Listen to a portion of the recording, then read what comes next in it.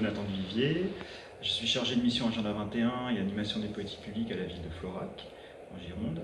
J'ai choisi le défi numéro 2 car il aborde le sujet des énergies renouvelables au niveau d'un territoire assez grand avec que 12 000 habitants.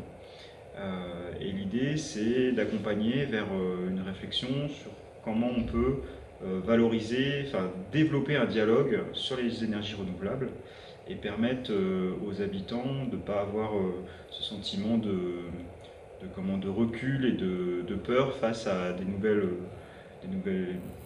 possibilités d'aménagement sur le territoire, notamment dans le cadre d'un SCOT et d'un PLUI, qui sont les vrais outils d'aménagement du territoire.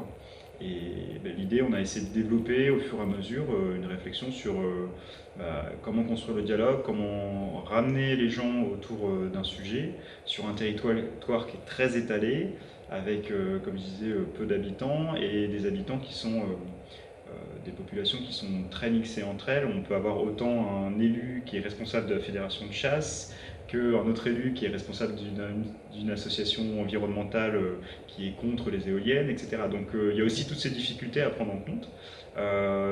Et l'idée, c'est toujours de ramener une pluridisciplinarité dans la mise en place du dispositif de réflexion sur le territoire et aussi d'inclure tous les acteurs pour pouvoir leur proposer une démarche de dialogue. Parce que la première base, c'est ça, c'est construire un dialogue et puis avancer petit à petit pour leur expliquer les enjeux, mais aussi l'intérêt des énergies renouvelables et que le PLUI et le SCOT sont des outils qui doivent intégrer les énergies renouvelables, mais c'est aussi des outils d'aménagement globaux à l'échelle du territoire et qui ont leur intérêt réglementaire.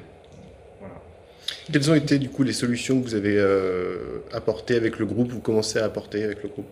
Alors, on a proposé plein de solutions différentes. La plus pertinente qu'on a relevée tous, la plus opérationnelle, c'est de fédérer, de créer un poste de médiateur qui permettra de fédérer tous les acteurs du territoire, réfléchir en notion de partie prenante sur le sujet, donc les gens pour et les gens contre, les réunir autour de la table et commencer à amorcer un dialogue de concertation et d'avancer progressivement vers une vraie réflexion et de co-construction avec le territoire sur ce sujet-là.